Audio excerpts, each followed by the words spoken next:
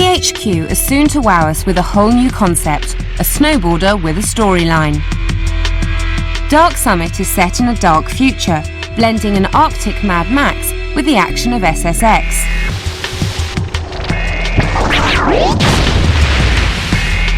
The ski resort of Mount Garrick has been taken over by some disturbing characters, and it's up to you and your gang of misfit friends to sort things out. Just like that! Feeling woozy? By performing a wide variety of missions and objectives. The physics engine is spot on, with well-tuned snowboarding action and some wonderfully smooth animations, allowing you to pull off all manner of impressive tricks and spectacular stunts. And if you're really good, then there's even a way to grind the whole level and earn yourself an 800,000 point reputation bonus. Cool.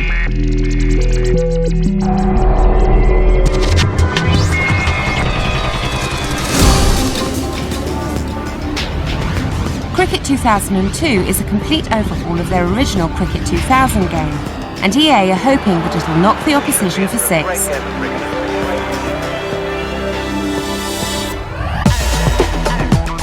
All 10 international teams are present, along with 2 minnow nations and 5 bonus teams, consisting of the sport's all-time greats. The teams will sport both whites and colour kits, and you can play one-days, full test matches, the World Cup, World Series, Sharjah Trophy, exhibition and knockout modes. The game engine includes a realistic physics engine, monitoring ball motion and pitch effects, right down to such details as where to the pitch throughout a test match, putting a different spin on the game, which bowlers can capitalise upon. With 22 precisely recreated stadia and commentaries from Richie Benno and Bill Lawry, Cricket 2002 looks set to bowl the fans over.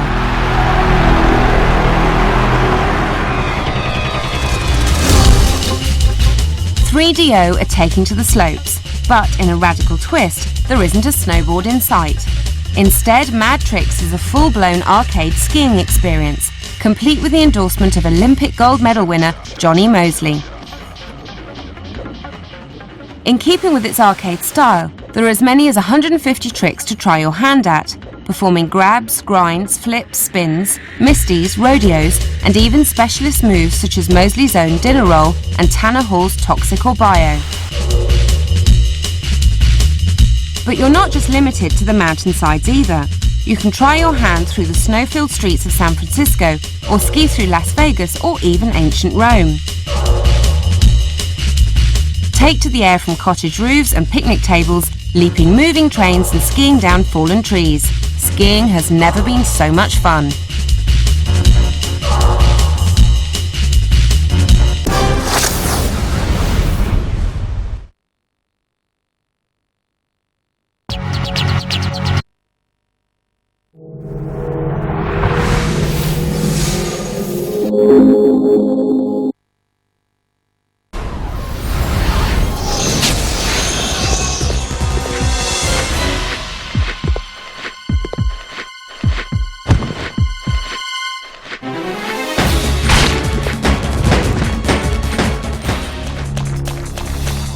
Everyone loves a bit of zombie shooting action, and Resident Evil is still the master of the undead slaying genre.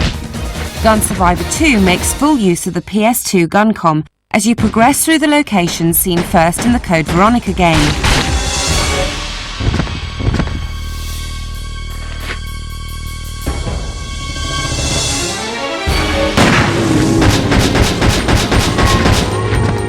You can play either Steve Burnside or Claire Redfield as they shoot their way through 5 stages in an attempt to escape from the island.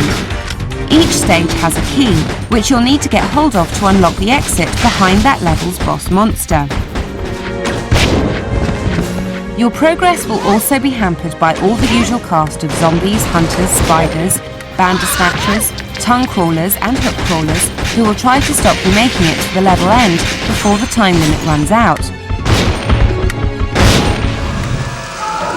Take too long and you'll have Resident Evil 3's nemesis turn up just to keep you on your toes.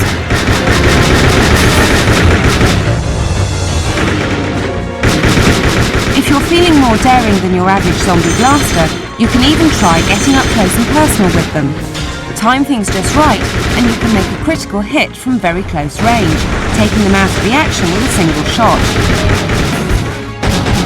You'll also find that finishing them off with a headshot is always worth some extra points. So grab your gun-com and get ready for some sharp-shooting arcade-style action.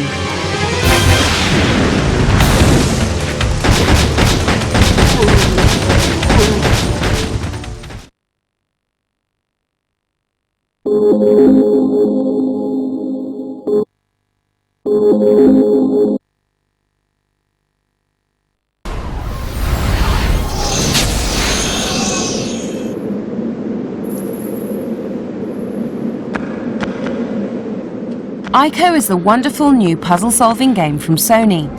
Set in an eerie castle, with some of the most beautifully atmospheric scenes yet to reach the PS2.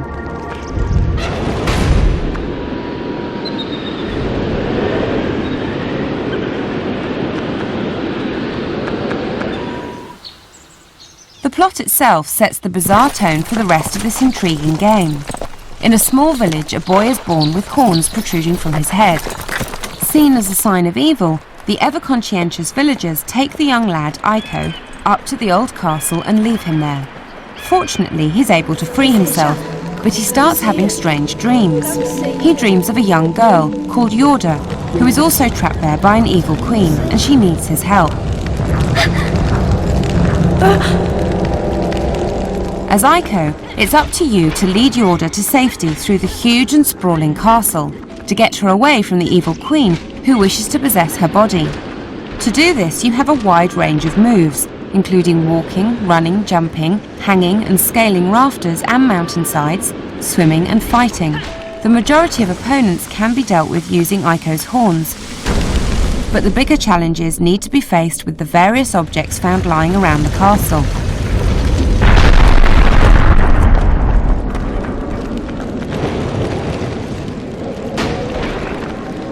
But the heart of the game is the puzzles. You'll need to navigate around the various challenges, leading Yorda as you do. She will try to follow you, and you can tow her around by her arm if she gets too slow. And if you should lose her completely, then you can call out for her and she will come looking for you again. Both of the characters have a marvellous range of animations. For instance, if Yorda fails to make a jump, then Ico can grab her and haul her up from the edge of oblivion. And should you foul up, then she tries to help you out as well. The atmosphere is amazing, with eerie architecture and ethereal quality to the whole setting. Both of the characters speak strange languages, and neither can understand the other, although you do get subtitles for Ico's comments. In a nice move to extend the play life of the game, you also get to see Yorda's words translated if you play through a second time.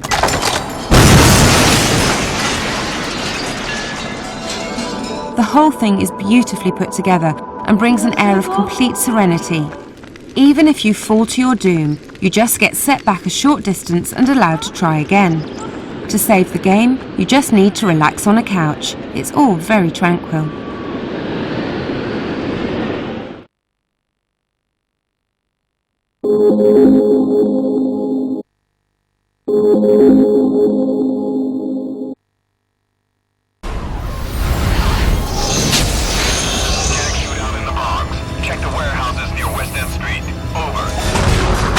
Detroit's Finest is coming to the PS2 next year, giving you the chance to take on the role of Alex Murphy, alias RoboCop. This is the police. Drop all your weapons. A cybernetically enhanced super cop with a no-nonsense attitude. Police, drop all your weapons. Built by the Omni Consumer Products Corporation, it's your job to fight crime wherever you find it. There will be 15 missions for you to work through, each with a set objective, but with the versatility to let you explore about on your own as well. You'll have a vast range of weapons with which to take apart the hordes or gangsters and mechanised opponents that stand against you, all of which have been beautifully modelled and implemented with a cunning AI.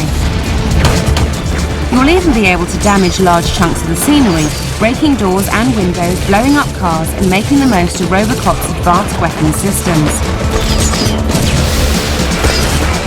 The levels are set throughout Detroit and lead you from the dingy backlots all the way back to the OCP building, as Murphy gradually unravels the criminal conspiracy that riddles the city. Crime will not be tolerated. You have been warned.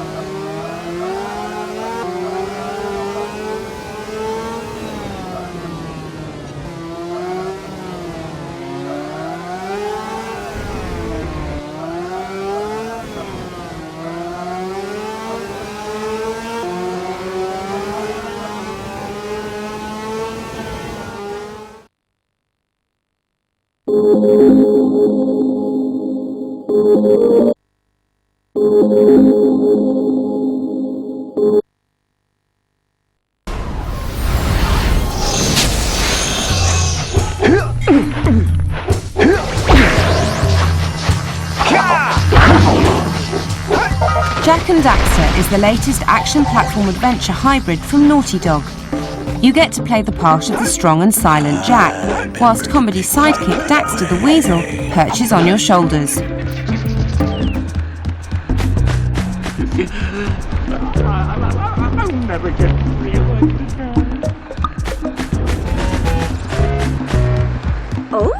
The levels consist of huge organic maps, filled with all manner of lush, interactive scenery and colourful characters. Each one is a huge and seamless world, with no loading times to hamper your exploration, hundreds of things to see and do, and the chance to view the whole area when you reach a nice high vantage spot.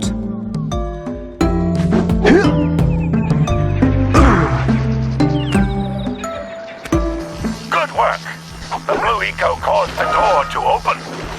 With blue eco, you can breathe energy into all kinds of In order to complete the wide array of objectives set before them, the daring duo can run, jump, swim, punch and kick their way through these levels with a dazzling display of animations. I can't seem to catch a single fish in this river. Ooh, maybe it's your breath. You're almost there.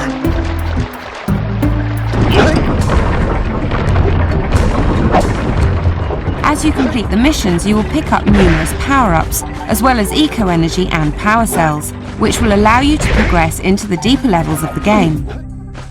And the missions themselves are wide and varied, including races, treasure hunts and physical challenges, so you'd better make sure you're on top form. Look, old man, are you gonna keep yapping, or are you gonna help me out of this mess? I'm gonna keep yapping!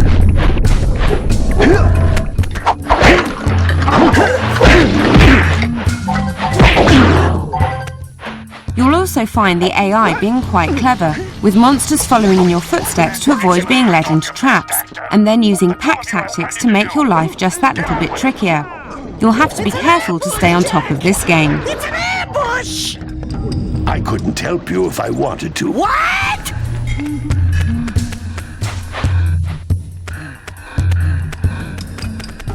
You can tell that developers at Naughty Dog have played a lot of Donkey Kong, Mario, Zelda, Sonic and Crash games in the past, but Jak and Daxter looks to be taking the best elements from all of them and rolling it into a shiny new game that should be well worth the effort. There's only one person who has studied Dark Eco long enough to have a chance at returning you to your previous form. Gal Acheron, the Sage, but he lives far to the north. Far, far to the north.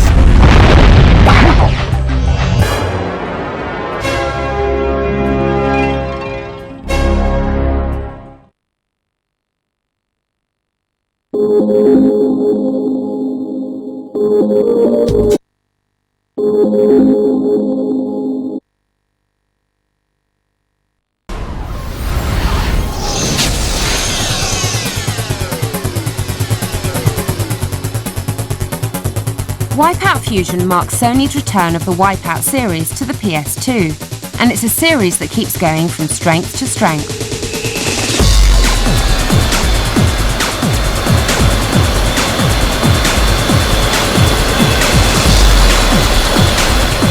The game comes with 7 locations, each split into 3 courses. There's even the chance to race them all in reverse mode too, should you fancy making the experience marginally different. As expected, the gameplay is remarkably familiar, but amazingly smooth and faster than ever before. And with several game miles of track visible at certain times, there's no chance of surprise obstacles popping up a few yards in front of your ship to put you off your lap.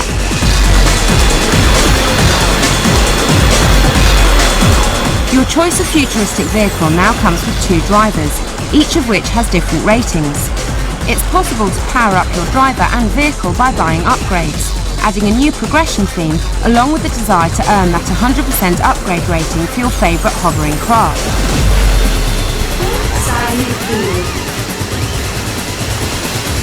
Plus there's also a 2-player mode, should a friend fancy joining you in the post-apocalyptic racing. The revised weapon systems are suitably spectacular, with aerial satellite attacks beaming down a new and particularly flash laser blast upon leading opponents. But overall, weapons, power-ups, corkscrews and loop-de-loop have all been included in the usual Wipeout fashion, but with a higher degree of polish.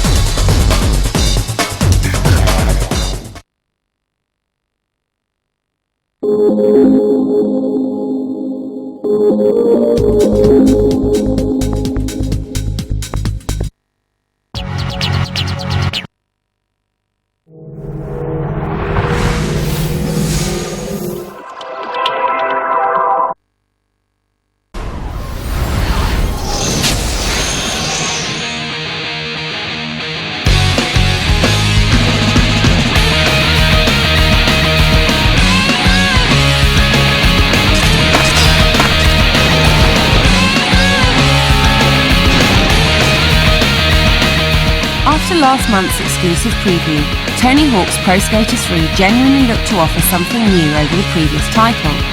But is this really the case? Or are we just skating against the clock and collecting items like before, only with better graphics?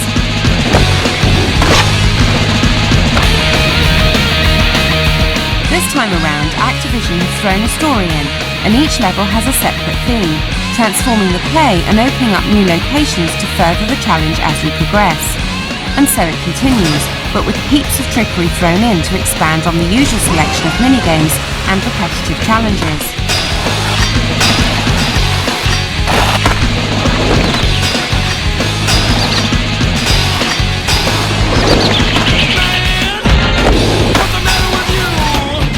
These missions vary for each skater too, depending on their style.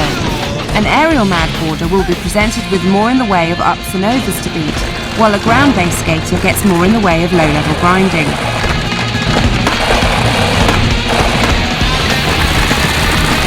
The levels are rammed with clickable features, moving people and vehicles too, with bonus points being issued as you perform for idling pedestrians.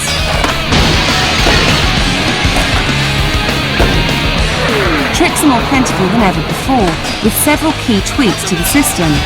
Most notably the ground skills, which have been revised to allow more moves to be pulled off while on flat ground, proving instant relief for those dull journeys between ramps.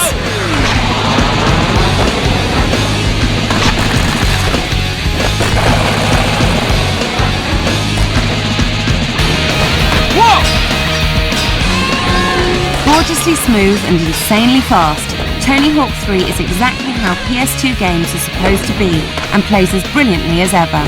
Unsurprisingly, there's a great improvement in the animations and the quality of detailing, and if you've played the previous two games and think that a third outing would be more of the same, then you're wrong. Quite simply, this is going to be one of your favourite games ever. You know I'm going to lose, and gambling's for fools, but that's the way I like it, baby. I don't want to live forever.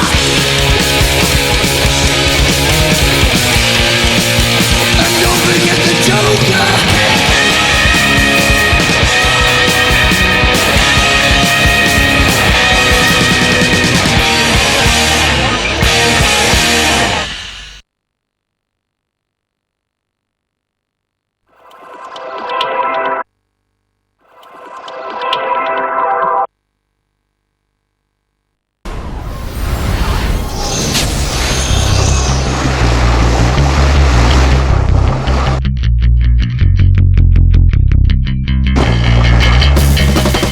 Of Activision's Tony Hawk series will find Sean Palmer's Pro Snowboarder similar in more ways than one.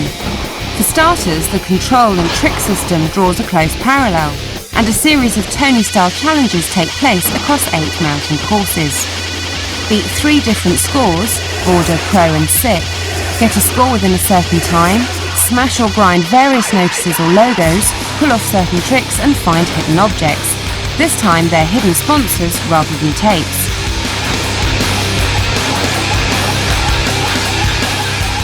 Borders hang in the air for ages, giving you plenty of time for huge trick combos. The topography of the slopes is well judged, with plenty of big air and many surprises, some searing out over genuinely gargantuan drops.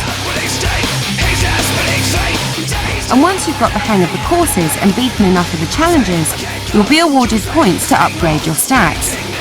Distribute these as you see fit, choosing between ollie, spin, speed, landing and balance to make your boardroom more competitive. Adding to the layout are the hundreds of objects to trick off and over. Lodges, ski lifts, snowed-in buses, heavy machinery, photographers and breakable windows are all there to be used and abused.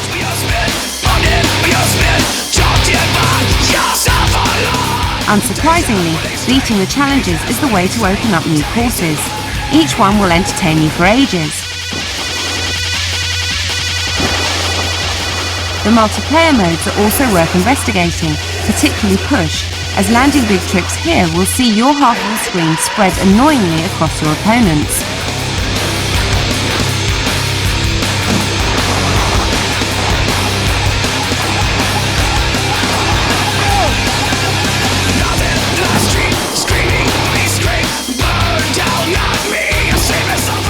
Palmer X is suspiciously like SSX, requiring trickage to boost your speed, while Horse and Freestyle are the familiar modes we've seen everywhere else.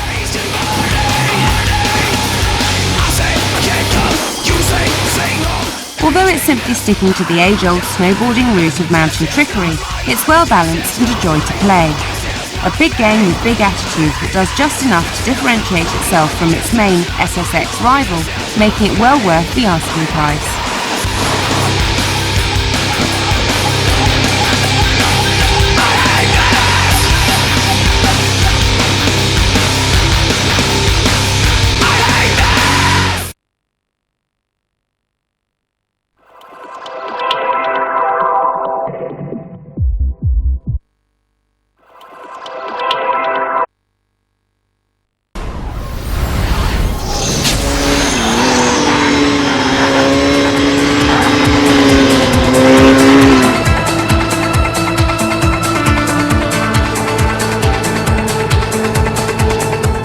From the start, Evolution Studios have tried to create a potential rally winner, with stunning graphics to match television coverage of the real WRC event. But can they deliver on this ambitious dream?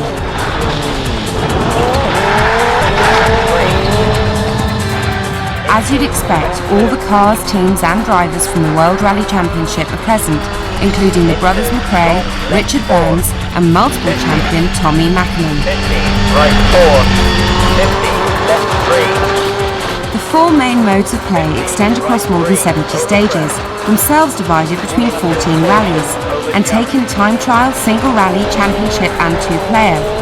Dotted between these are 5 head-to-head super special stages, double loop tracks where you actually race against an opponent rather than just the clock.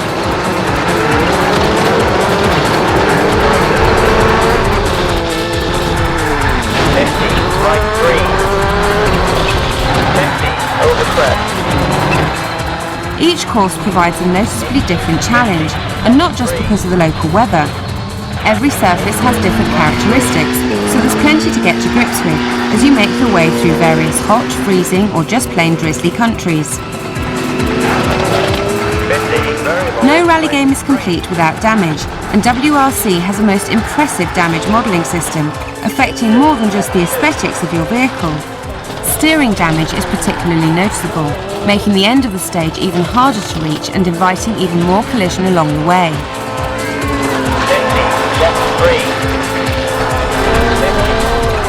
At worst, WRC is simply going to be no different to previous rally games, rather than significantly worse.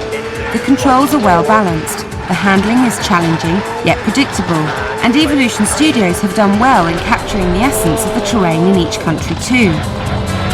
100 left 5. The much vaunted ability to head off into the wild polygonal yonder seems to have been flawed with the timeout feature. Head off track and you've got 3 seconds before you're reset on the road. So what's the point of making it navigable in the first place? Left 3. 50, very long, left 3. Into right 4.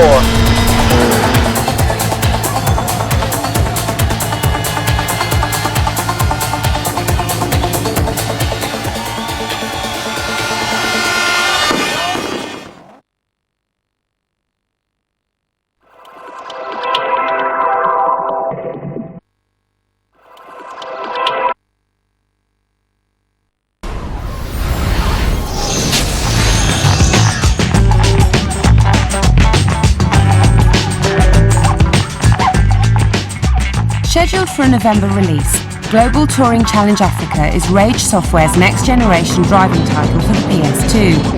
But does the challenge really qualify? The list of licensed race performance cars, Lancers, Imprezas and Escorts are all clearly recognisable, but the handling is somewhat unrealistic and lacks any kind of distinction between models.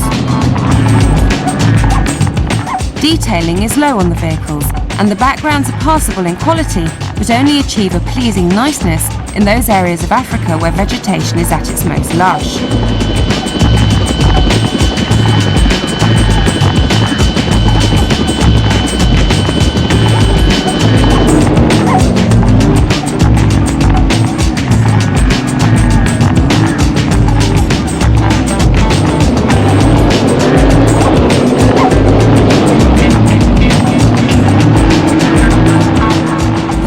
Game modes include single race, practice, essentially time trial, and championship mode from the main stage of progression. There's also a challenge mode thrown in for good measure, but overall there's nothing here we haven't seen countless times before.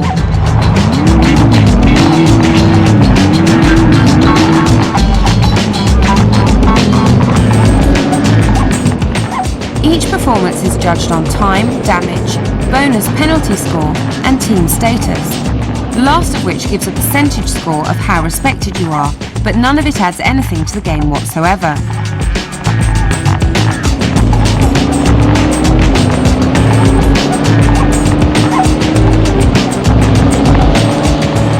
Overall, GTC Africa is a lovely drive around the countryside, but that's about it. It's neat, tidy, mostly competent, but entirely unadventurous.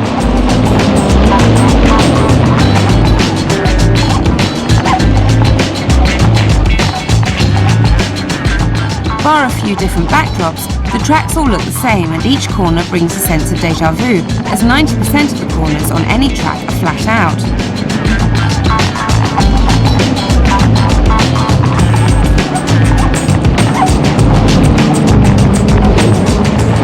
On one hand it's uncomplicated and easy to play, but lack of fun means it won't be long before you've relegated this to the back of your software queue as a definite non-starter.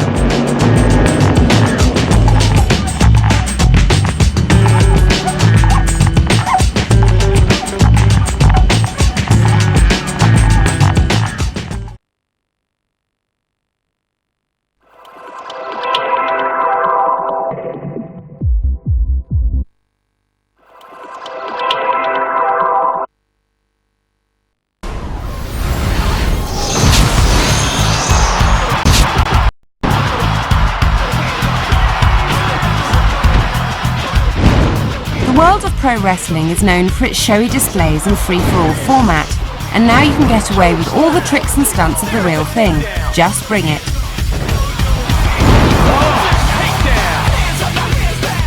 The biggest problem here is that the wrestler lineup just isn't up to date. A lot has changed in the WWF recently. What you get here is quite a bit behind the times. But if you can overlook the unfortunate gaping hole in the game's premise, there's quite a bit to be said for the latest outing of the WWF SmackDown franchise.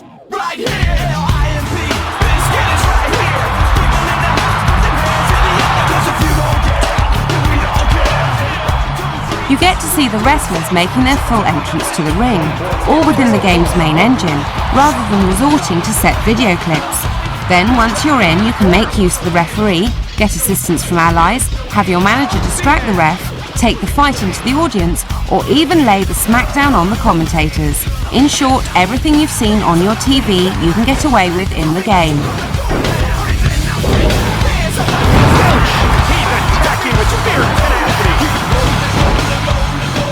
There's a wide range of match types to get into, including Hell in a Cell, TLC, and 3 stages of Hell matches.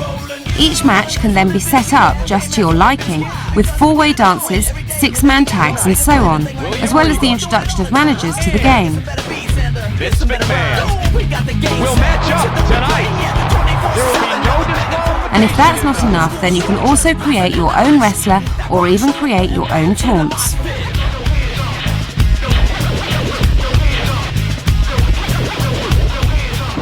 But it's the actual fighting that is the heart of the game, And here we're not let down. There's a staggering array of different moves for each wrestler to pull off, all of which have been timed carefully to be used to their full advantage, and all of which can be reversed or countered by an opponent who's paying attention and knows what they're doing. Theoretically, these moves all flow together quite nicely, but there are a few problems with the interaction between the various wrestlers and the scenery, leading to ropes passing through people and bodies mingling as the various holds are put to the test.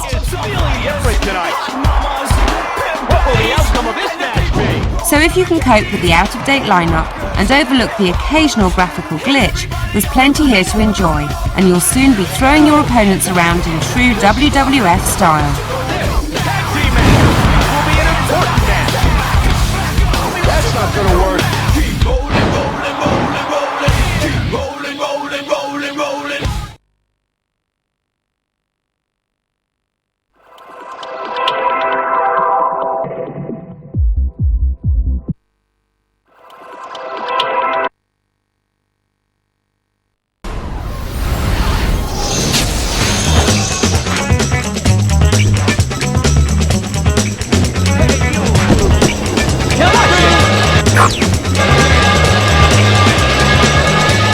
Airblade's unique spin on the skateboarding scene is one of hovering thrusters, providing a feel for anti-gravity boarding that takes some getting used to.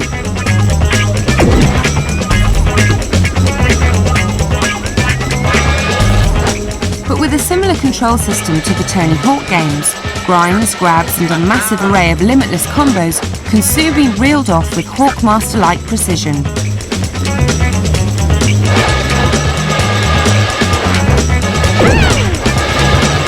The Daft storyline is a contrived tale of kidnapping and, in essence, provides a series of story mode challenges in a similar vein to Tony Hawk's. In Airblade, however, the entire series of challenges for each level need to be completed one after the other, within a set time limit, and is bereft of any need to become a master trickster. Come on! Bring it on! As varied and cleverly interactive with the environment as the single-player challenges are, none of them encourage you to perfect your stunt-pulling ability. You're never required to pull off massive scoring combos or extreme stunts, other than the simple tricks that'll keep your boost topped up. And so the true worth of thumb-grinding combos falls to the variety of multiplayer modes, where up to 8 players take it in turns to rack up the highest score within the time limits.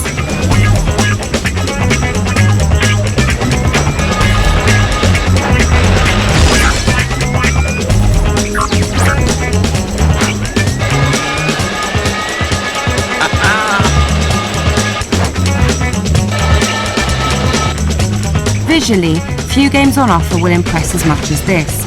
Each of the levels looks truly inspiring, with gorgeous lighting effects and elegantly animated characters surpassing the likes of Tony Hawk.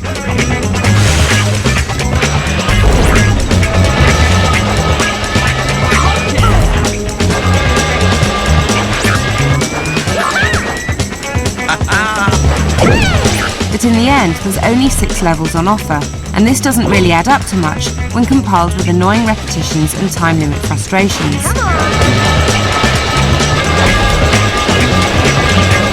Fun while it lasts, but there's just not enough of it.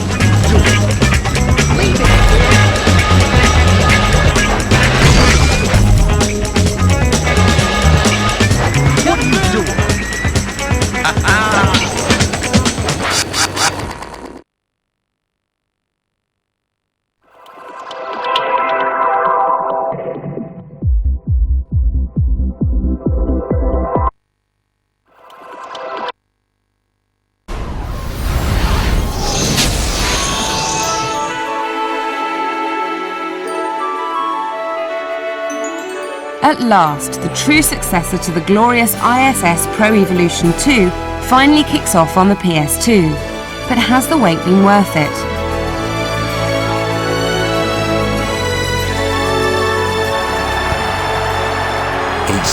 Initially, you'll be exasperated by your players' inability and unwillingness to move into space or make runs when you most need them to.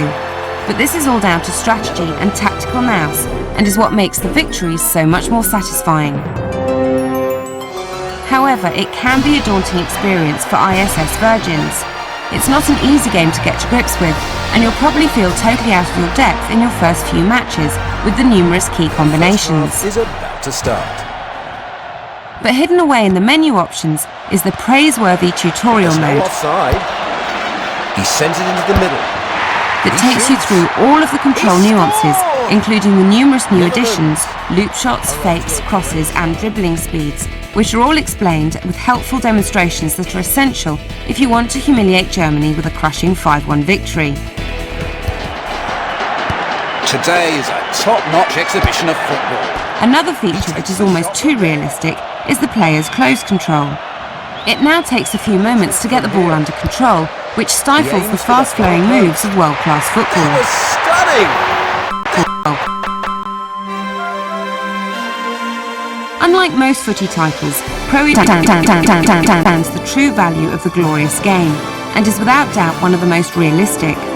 Its multiplayer gaming will last forever, and manages to recreate all those feelings you get when watching the real thing. It's been well worth waiting for.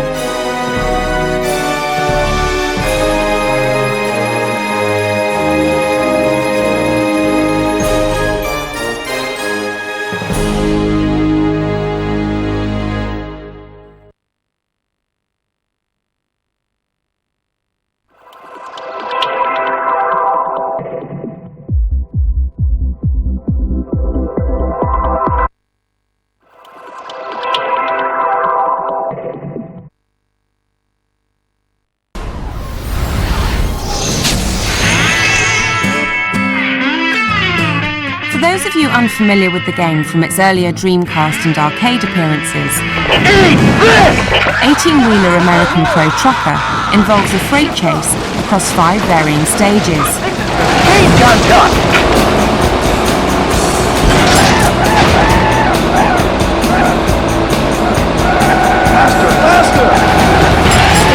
The varying weights of your cargo impact on the speed and manoeuvrability of your machinery, but the financial incentives for delivering the heavier loads are considerably more substantial.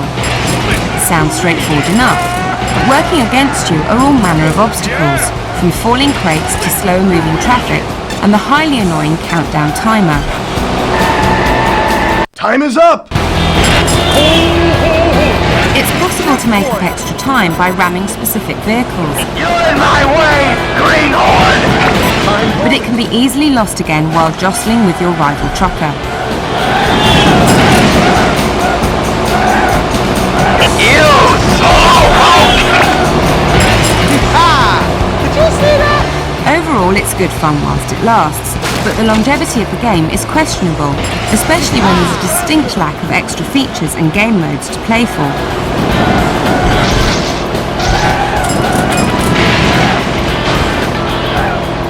Even the most inept of players should be able to uncover most of what 18-wheeler has to offer within the first hour of picking it up. And with only a dull multiplayer mode and a handful of rather uneventful mini-games to accompany the main arcade mode, it's not worth forking out 40 notes for in the first place.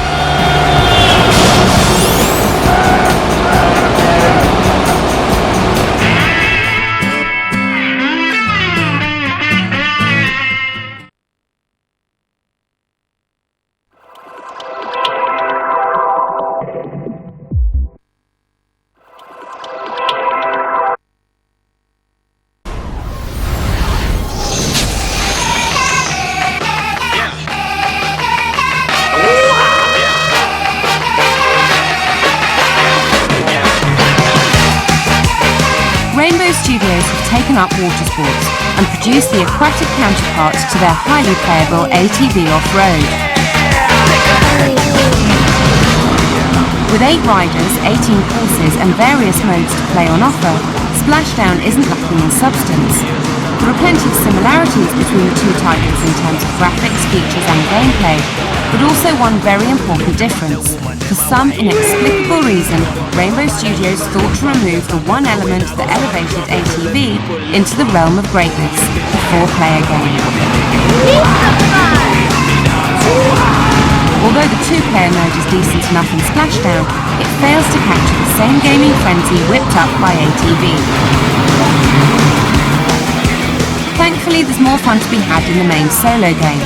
Piloting your Sea-Doo around numerous stadium and outdoor locations, the aim is to fend off your 5 rival championship contenders and cross the finish line first. A task made simpler by the inclusion of various aerial stunts that, unlike ATV, aren't merely there for aesthetic reasons but actually serve a purpose.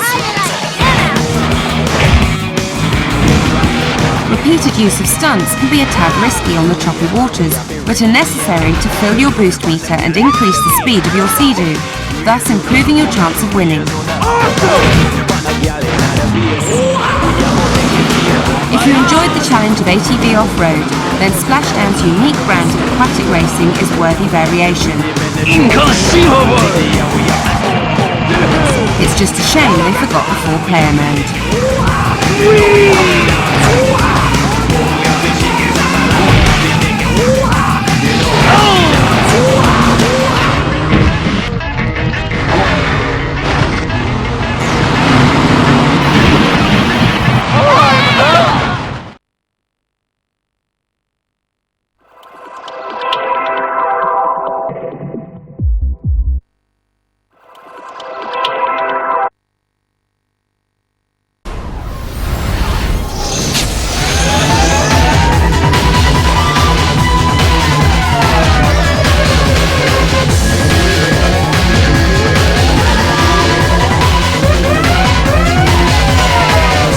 After a long, frustrating summer, UK gamers have finally received their dream demo of Capcom's Devil May Cry, packaged with their own version of Code Veronica X. This new slice of demon denting from the masters of survival horror has impressed everyone with stunning environments, fantastic animations, and its merciless approach to demon twatting. And what's more, we've now got the full version to show you. Dante has only basic weapons and attacks available to him from the start, and must harvest the soul-like red orbs that float from the disintegrating forms of victims to purchase more abilities and powerful items.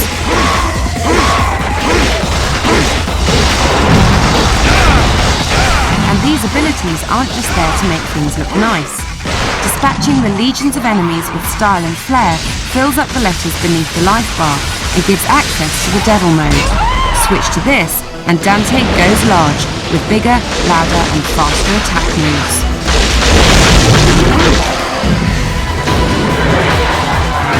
Aside from sweeping sword action and juggling hell's finest over your head with repeated pistol shots, new weapons are to be found, including the awesome Devil Arms, which provide a flurry of Tekken-style attack combos. And you've never seen enemies as great as these.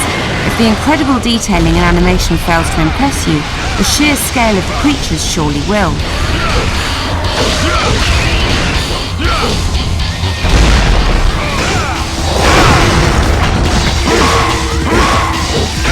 The game starts easily enough, with bizarre marionettes and sin scissors, but soon ramps up to boss-like entities.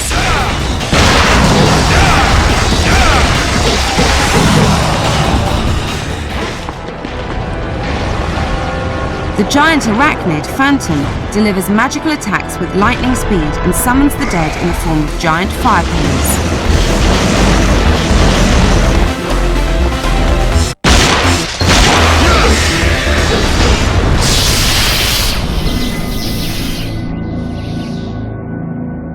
And then, of course, there's Angelo Nero.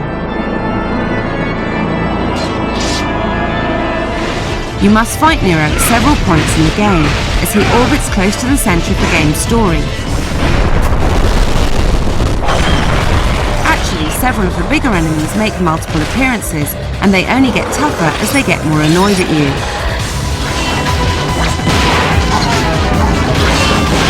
With all this stylish and amazingly fluid action on offer, Devil May Cry is set to become one of Capcom's greatest. Forget Resident Evil and the whole survival horror scene. This is all new, and it's simply the best game on the PS2.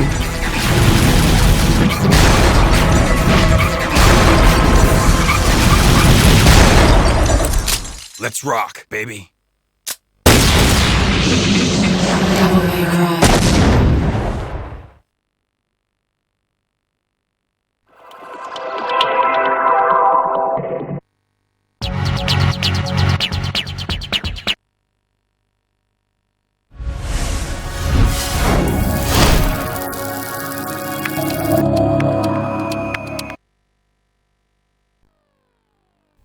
Miramax is starting production this Friday on Blunt Man and Chronic. Does it say who's playing us in the movie? I'm sure it'll be Ben Affleck and Matt Damon. You know, they put them in a bunch of movies. Jay and Silent Bob are here. Jay and Silent Bob movie? There's a movie being made you two were the basis for. What? And these two guys from Jersey are on a mission. We gotta stop that stupid movie from getting made. Come on, Silent Bob. We're going to Hollywood. If they can manage to get there. How come we ain't getting no rides? Because you're doing it all wrong. Hey, all the hitches do this. It's the first rule in the book. You follow the book, too? I live my life by it. You live by the book? Well, you picked us up, didn't you? I got it. All right.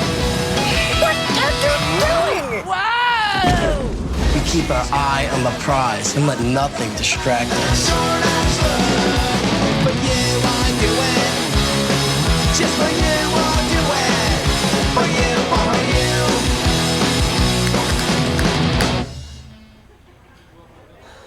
My friends and I are on a road trip. Your friends, huh? Where they at? What the? Watch the language, little boy. There's females present? This summer, Is Hollywood ready for Jay and Silent Bob? Hey! the real Jay and Silent Bob are breaking into show business I hate how fake Hollywood is. the hard way. We may very well be dealing with the two most dangerous men on the planet. Fire a warning shot into his bulbous. Stand there and react. Don't say anything, especially you. All right, people. That's pretty funny. This was a good idea, Lunchbox, and these outfits were totally incognito. Hey, they need you on the set. Another white boy in this movie? Dang!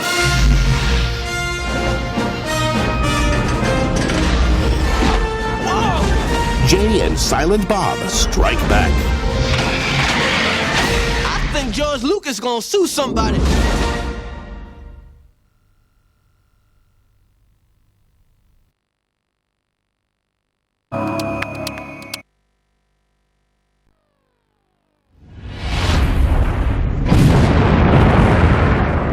For over 20 years, his movies have filled us with fear. Now, director John Carpenter will take you to a place where even he has never gone before. Get out of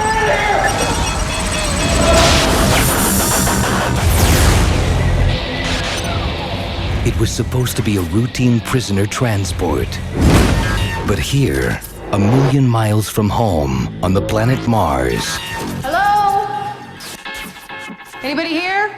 they're about to discover nothing is what it seems. We got a situation. Everybody in the mine's gone insane. What the hell is going on out there? Whatever used to live here, we woke it up. It takes us. I'm talking about a kind of possession. Something's kicking out there. They've spotted us. Get back here now. None of us is gonna survive if we don't stick together. Come on. Time to stay alive. The fear is real. The threat is spreading. Second time I saved your life. Yeah, run a tab! And the battle has begun. From the master of terror Go! Get out! John Carpenter's Ghosts of Mars. It's their planet. We're the aliens.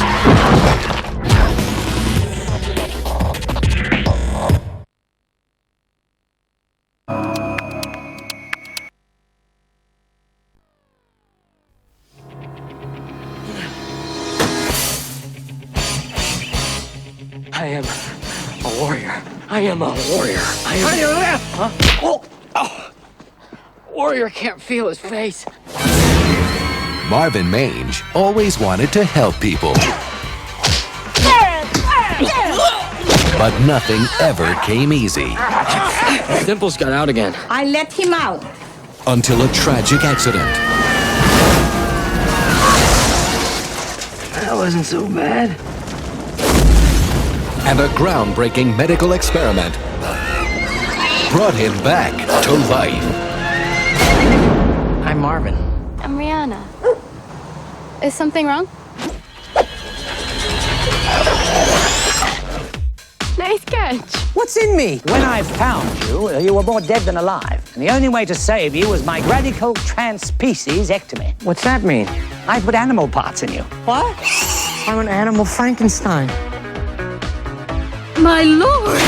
I'll get this back to you. Just wash it out first.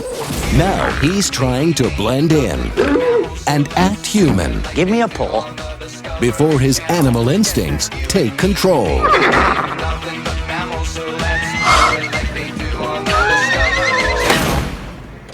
Yeah, this baby's nailed down tight. Marvin is chasing his dreams and living the wild life.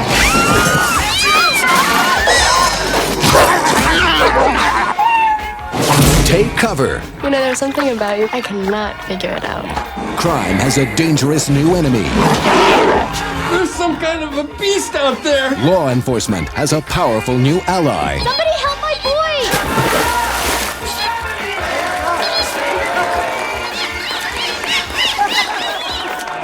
And livestock has a disturbing new friend. Is that your goat? How's it going? It's a nice looking tail you got there. You thinking what I'm thinking? The animal. You got it going on.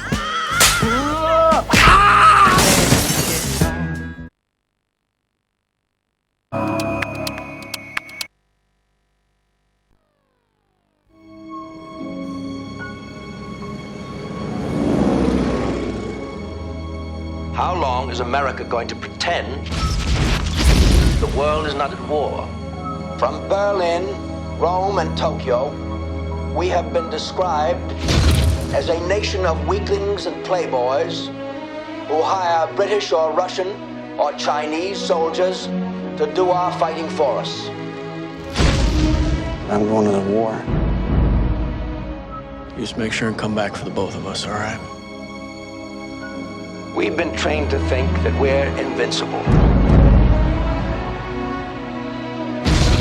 But our people think Hitler and his Nazi thugs are Europe's problem.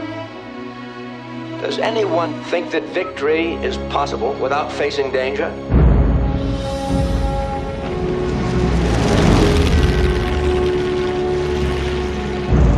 Warning of Japanese aggressive movement.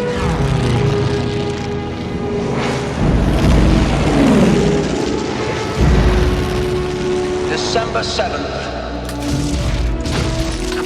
1941. A date which will live in infamy.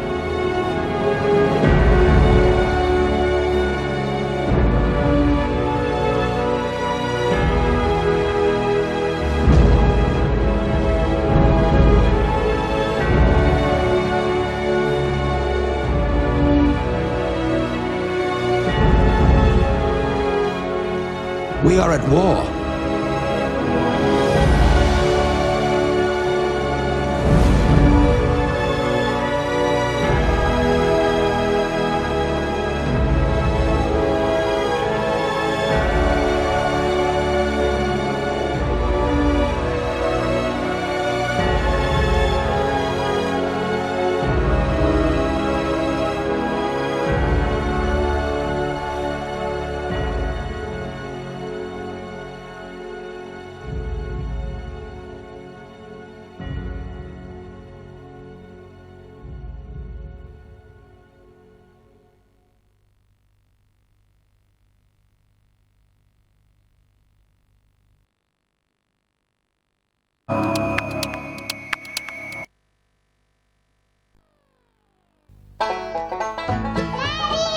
Hello, sugar. How's my little girl? He ain't our daddy.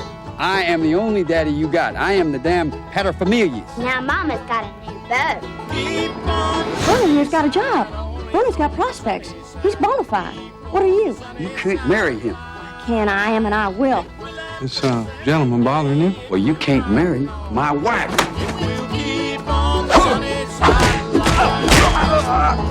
And stay out of the Woolworth.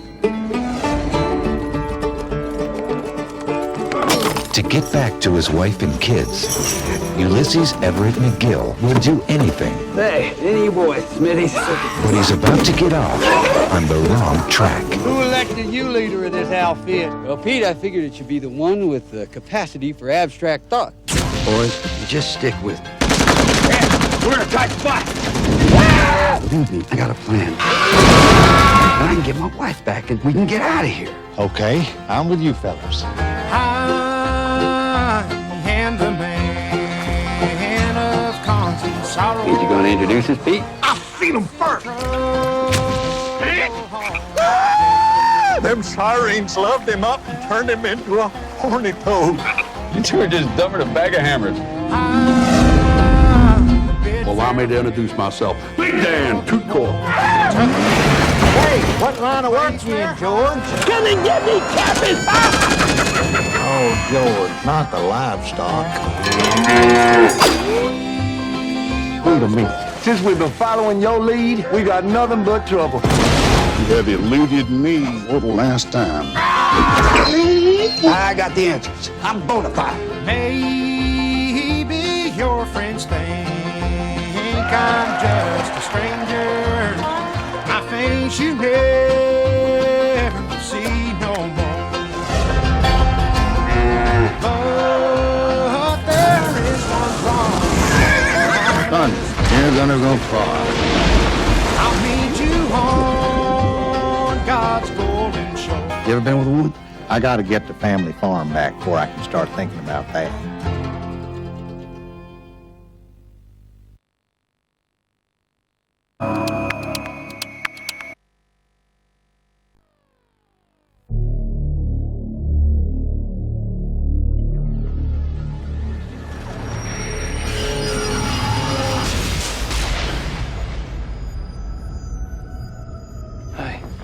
You're in the emergency room in the Philadelphia City Hospital. Why are you looking at me like that?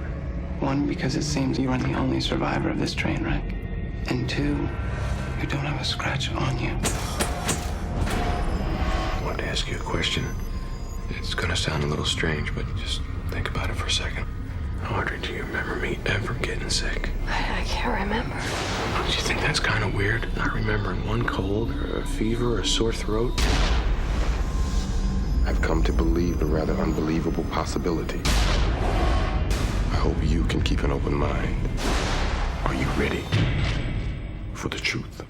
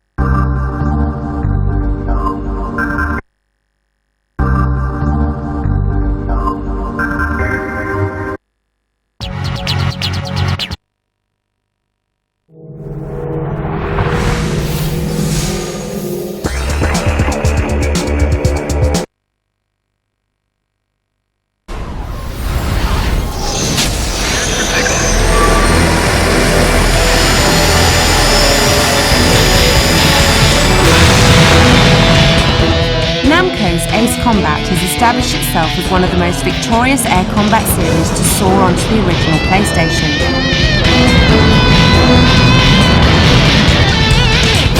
Its standout success, based on a lightning-fast arcade style of play, easy to control fighters, and a wide range of action-packed missions, is now set to revise the rules of computer-aided combat for a winter release on the PS2.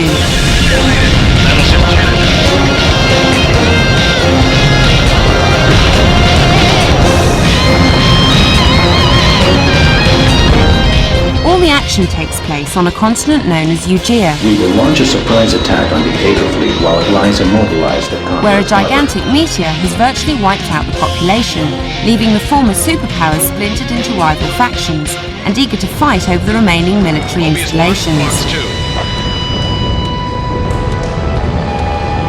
Enemy facility destroyed. Fox 2, Fox 2, missile hit.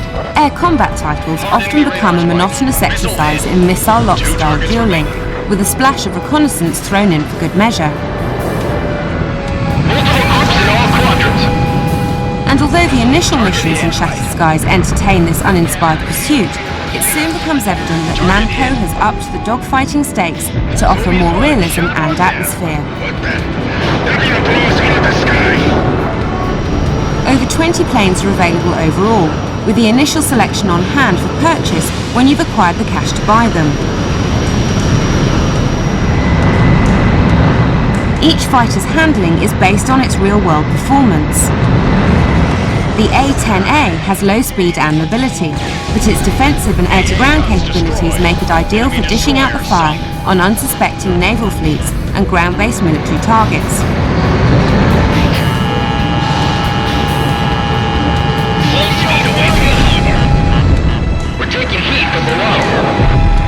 Mission objectives vary from leisurely demolitions work to the more testing time-based scenarios.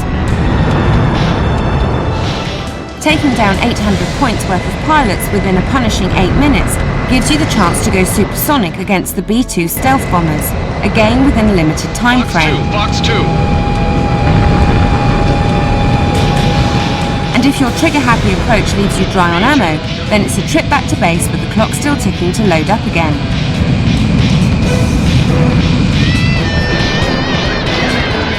Overall, Ace Combat 4 plays just as well as it looks. The replays could use some finely tuned camera work, but Namco's balance between arcade and simulation looks set to provide a real blast.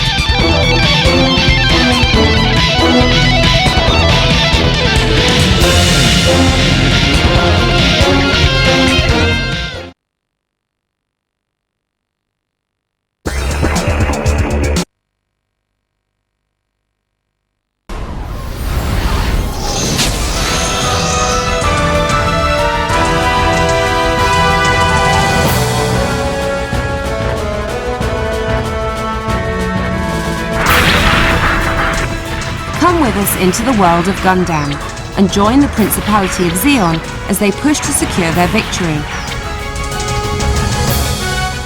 Bandai's new 3D real-time strategy game features all your favourite mobile suits rampaging about in the year 0079.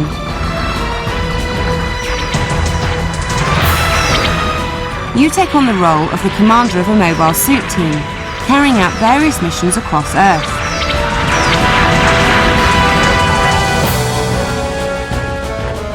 Each one involves a briefing and then the opportunity to outfit your squad with all the equipment you think they'll need, choosing from a wide range of weapons and other specialist equipment, depending on their role in the upcoming encounter.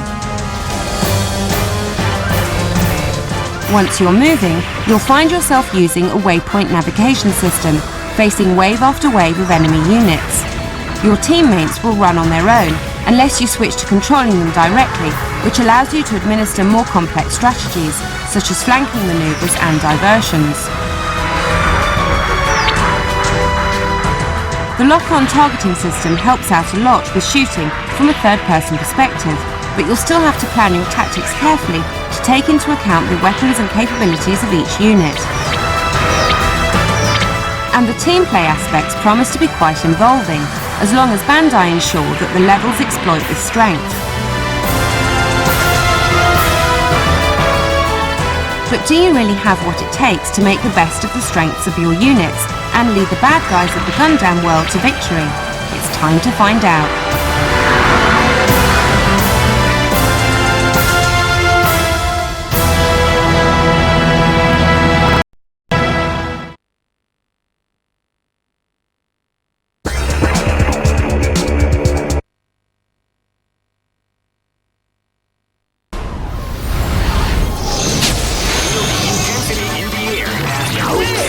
This is gonna be a match to remember. Fight! Hello, After last year's legendary collision of Capcom vs SNK Millennium Match 2000, comes the second manifestation of this Elite 2D series.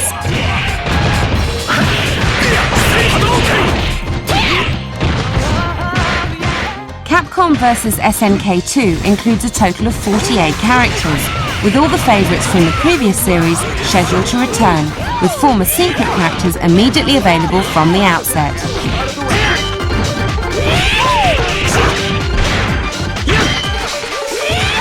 Many characters in particular have undergone changes to accommodate Capcom's new standard 6-button layout, with new defensive and counter moves to take advantage of the additional buttons.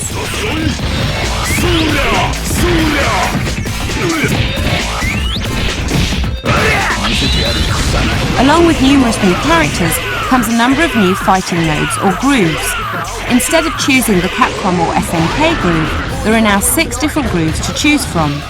C, A and P are the classic Capcom grooves, based on the Street Fighter series, and the S, N and K grooves are heavily influenced by the popular King of Fighters.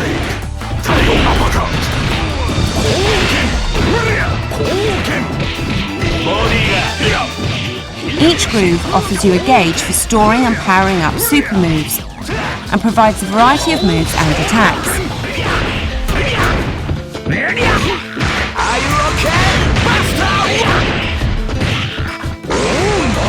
The overall result seems to be well balanced, and the backgrounds and animations both appear to be a step up from the previous instalment. Definitely one for the old school gamers who prefer to let their joysticks do the talking.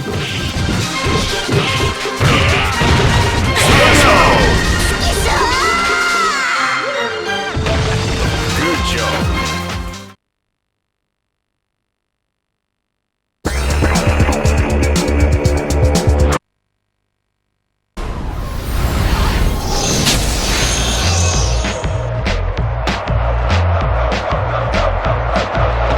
I've been snowboarding for 16 years now, and I thought going free riding with some of the best riders in the world was such a better experience than watching people compete in slalom or half pipe.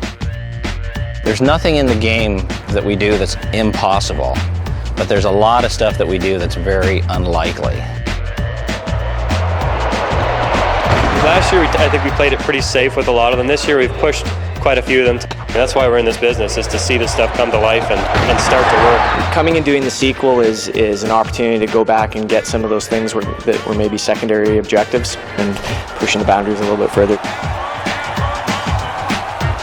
There's a lot of the new Uber tricks where people release their board and flip it around and do this and that and stick it back on. Well, people aren't doing that yet, but someday people will be. This character's got an inline skating influence, so she's doing what's called a soul grind, which I think this is right, Klaus, you'll have to correct me, but it's got the rear leg. If she was wearing skates, she'd be riding the flat of the blade on the rail, and the front foot is across the rail. We're cheating physics a lot with the board as if it weighs more or it's more solid or substantial than it is. So when she gets up initially, you want her to back flip this way. Yeah, or just some way to get some elevation to get displaced backwards. So now comes the tedious part where we actually have to make this look good. But it's fun. But a lot of fun, yeah, that's what we love to do. There were 2 schools. One was the people who played it and played it as a racing game. And that was primarily how we designed it. It was meant to be a racing game where you needed to do tricks. And we thought, let's go back and really blow up the trick aspects of the game. So for the Uber tricks, we took our inspirations from freestyle supercross, skateboarding, BMX, pretty much every sport out there that people get air and do tricks. There are some shared tricks, and there are also some that are specific to the character. They're really, really over-the-top ones that aren't really based in any kind of reality. They'll be specific only to certain characters. Yeah, so these proportions here, the legs, the arms, the spine, everything is identical across all of the different characters. The difference is the geometry that's wrapped around it for each character. Luther can, if we lift his legs up, get his guts actually quite involved with his legs, which makes sense if he's got a large gut. the models start off in basically this pose here. You have to take this, which has nothing on it, do all your tweaking and animating, and eventually you end up with someone who's actually physically moving around. A favorite trick? It's like a breakdance move for JP. The younger audience seems to be way more into doing tricks. The first thing they do when they get on a course in a game, they look for the first thing they can jump off. Because I think it's a fantasy.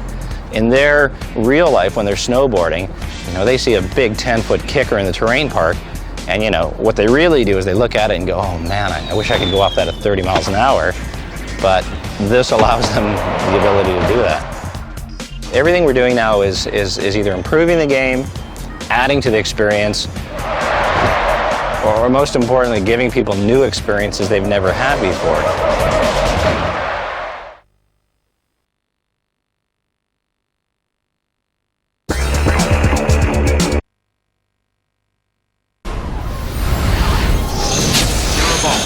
A mammoth mountain that houses the first course in the SSX circuit. Smooth lines, hard pack, and steep elevation ensure the player achieves escape velocity. Each track is a world. We have to create all the objects in it. We have to create the main geometry so that the rider can ride down and do all the tricks, and we try to accentuate the world. It's such a massive thing, and someone tries to give a sense on a piece of paper and try to draw some moments, and you kind of get a feel for it, but you got to have some imagination to be able to picture that thing in its completed sense. We go snowboarding a lot, like pretty much every day. You have to have fun on the mountain to have fun in the game. You got to be one with the track. We pick the theme first, obviously, and then you go on to say, well, what's some big moments? That's what I'm talking about. Well, we obviously want some big air moments, right? But just big air moments is going to get boring after a while, so you have to add huge cliff jumps or break it up through ice chutes, and stuff like this. And then, so you pick up those drawings, you draw those moments, right? And then from those you get like 10 or 15, and then from those you just piece them all together to form one whole track. And then from there we get the top-down view, and then that's what the artists use to build their tracks. A lot of the things we start to see in here, these sketches, and these sketches are what we call show-off objects. The programmers and the artists are still experimenting with how do we build something like this and make it playable.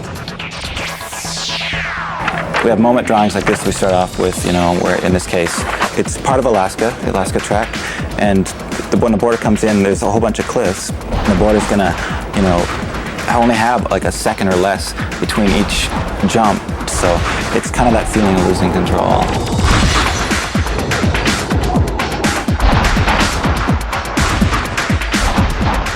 You want to base yourself in, reality first, and then say, so set your rules up and then break them. It's what you would always love to be able to do on a snowboard, right? You just want to be able to push it to that extra limit. World builder is a person that is closest to the god. The natural flowing terrain of Snow Dream, Japan. Snow Dream, we've definitely improved a lot for this year. This is the main path geometry. It still has a lot of work left to do on the polish, but you can start to see kind of the details we'll start to add in. We try to focus on the main track first when we're building it, and that takes for a new course that could take up to 4 weeks, and then from there we add the side geometry and build the shortcuts. The design processes for games are constantly being challenged and redeveloped. It used to be 10 years ago, even less, you're dealing mostly with 2D drawings, and you only needed a couple artists on a team to build the game because it was mostly just programmers, right? Now, because the art content needs to be so much greater, you have a whole team of artists, and that's just going to grow. And yes, the tools make it easier, but as they say, you can do more, so you have to spend more time. We've added a lot of new shortcuts, different jumps, best tricks, best lines, better music, awesome new characters. We've actually taken almost every track apart and done something significant to it, so that you're flying down the track going, wow, I remember this, I'm going to beat you here, and then all of a sudden it takes a left turn where you thought it used to take a right, and your buddy who's never seen it before is going to be right on track, and you're going to go slamming into a wall. Whole new experience on every track. It's just awesome. It rocks. The game is that much better. It really is. I'm loving what I see. The guy's done a great job. This industry is about who did it first a lot, and sometimes about who did it second and did it right. Like you're on Mount Everest.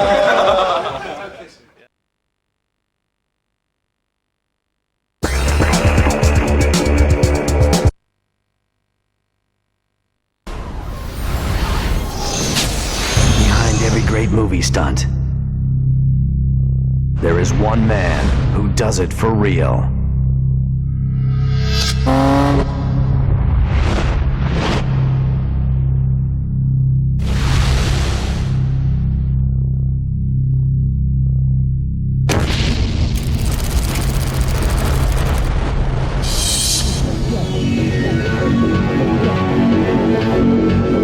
£300 chin.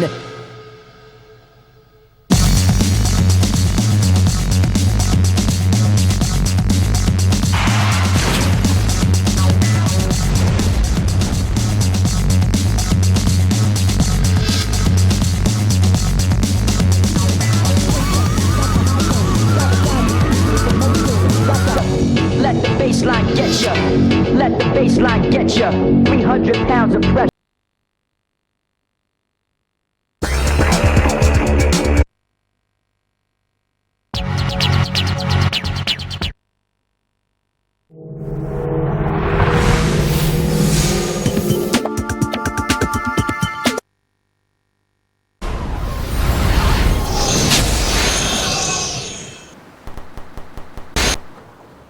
I stare at the stars and the sky up above and think, what am I made of? Am I full of sorrow? Am I hurt and pain? Or am I filled with love? I walk by myself on the streets below and ask every child I know, do you think tomorrow will bring sun or rain? Which one of these will show?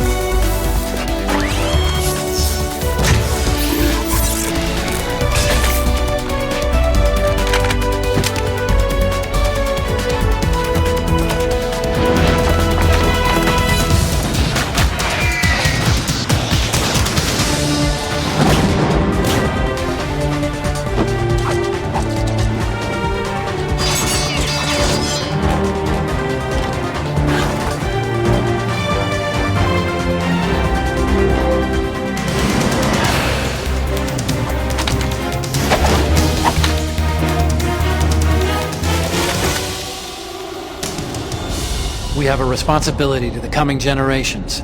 What responsibility? To keep track of the mistakes we've made as a species. We need to remember, to spread the word, and that's what keeps me alive.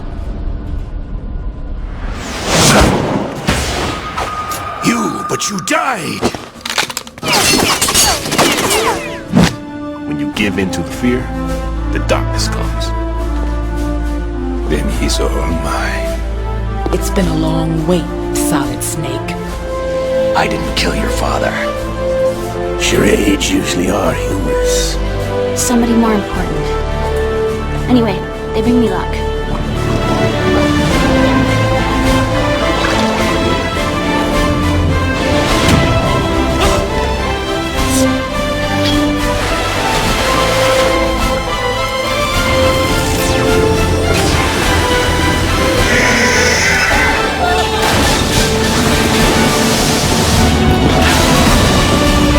Yeah!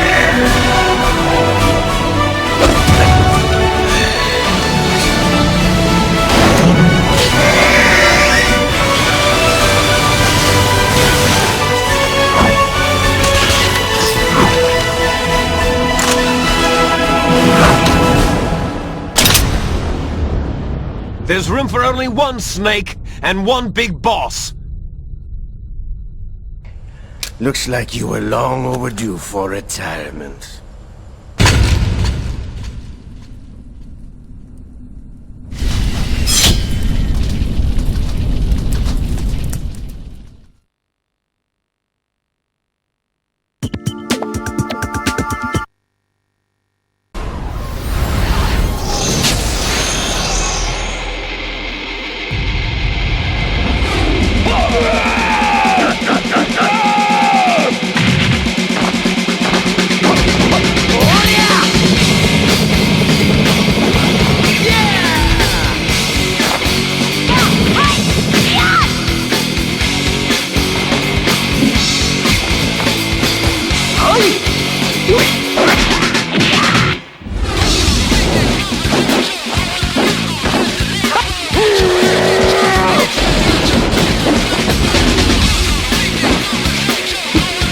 Me?